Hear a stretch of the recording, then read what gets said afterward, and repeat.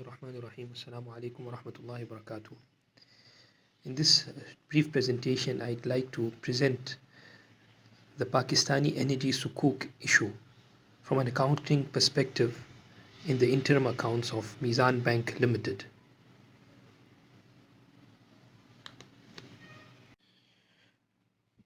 A brief background to the Pakistan energy Sukuk.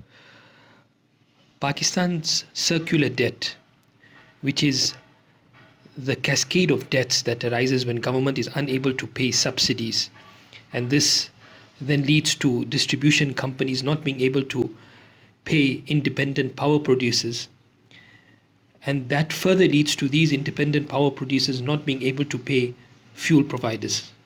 So the government defaulting leads to two layers of defaults, and this is referred to as circular debt.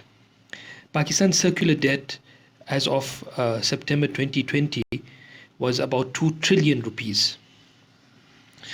And in this scenario, the government opted for a Sharia compliant solution via Sukuk to finance the circular debt. And Mizan Bank Limited was very instrumental in subscribing to these Sukuk, and in an interview with the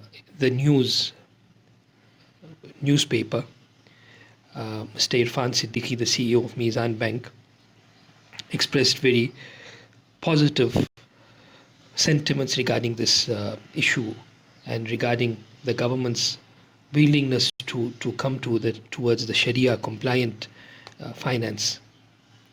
Sharia contract used for the Pakistan energy Sukuk, according to a short exchange of messages with Sheikh Naveed Alam, who is the resident Sharia board member at Mizan Bank Limited, was the diminishing musharaka model. Basically, how this model works from the Sharia perspective is that the originator identifies an asset to be securitized, and in this case it was Power Holding Limited was the originator, and it identified some of its asset to be securitized. A separate legal entity called a special purpose vehicle is created, and that purchases this asset, and then it issues Sukuk to those interested in subscribing to this Sukuk issue, and many institutional subscribers are also found, and it is here that Mizan Bank bought a substantial amount of those Sukuk and helped in the financing of the circular debt via this SPV and via the Sukuk. And the SPV will then lease its share to the originator, and the originator will pay periodical rent as well as gradually buy the SPVs and the Sukuk holders' share until the assets ownership transfers fully back to the owner according to the diminishing musharaka method. The accounting standard applied for financial instruments in the books of Mizan Bank was IAS 39, although the state bank has required, the regulator has required banks to move on to IFRS 9, but that hasn't yet been enforced, and the state bank has required an impact assessment, and the bank is still in the process of complying with those requirements. So the slides ahead will reflect the recording of the Sukuk by Mizan Bank as per IAS 39. The main difference between IAS 39 and IFRS 9 is that IFRS requires recognition of credit loss allowances on the initial recognition of financial assets, whereas IAS 39 only requires recognition when the credit loss event occurs. Okay, so this is an excerpt from the balance sheet of Mizan Bank as at June 30th, 2020. And there are two representations of Sukuk in this excerpt. The first is under assets and is under the investments part of the assets, and this is this is under which the investment in the Pakistani energy Sukuk are recorded, as you will see in the coming slides. So it's recorded as an investment because Mizan Bank bought Sukuk in that asset, in the SPV's asset, and therefore that has been recorded as an asset of Mizan Bank, and it will hopefully lead to economic benefits, and it has led to economic benefits. So therefore this was recorded as an asset. Now interestingly enough, there's another mention of Sukuk under liabilities, which is called subordinated Sukuk.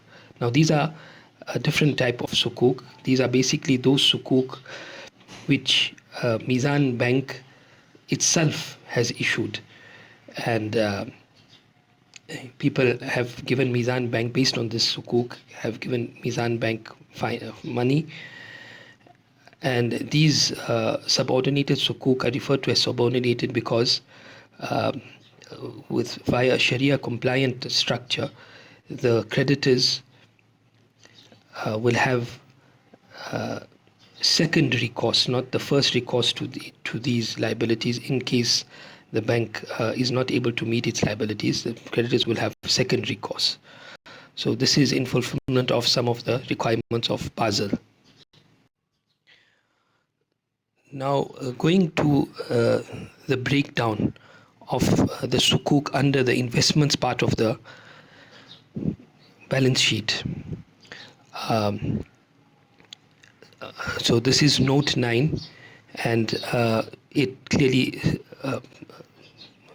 breaks down what type of investments Mizan Bank had made, and here we can see that there are two types of securities.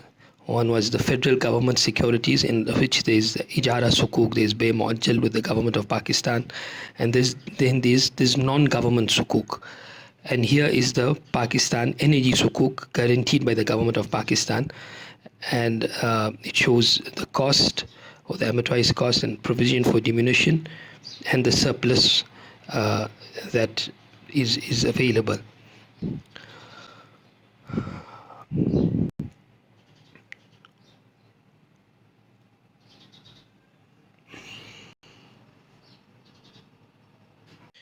So under the liability side Sukuk, there are two types of Sukuk that are listed. One is the additional tier 1 Sukuk.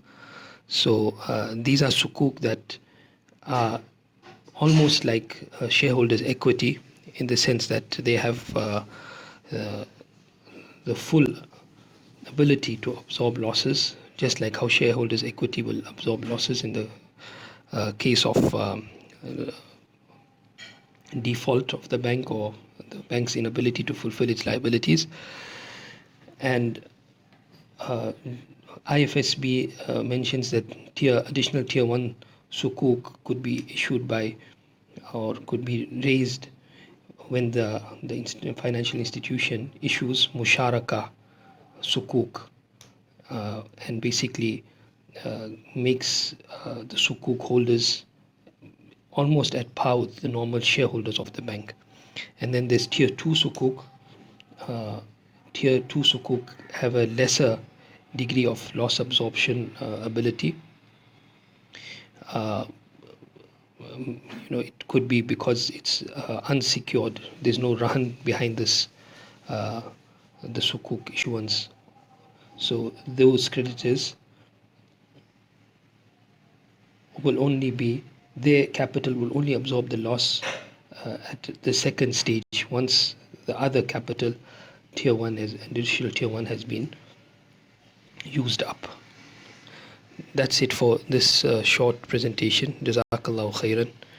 Wassalamu alaikum wa rahmatullahi wa barakatuh.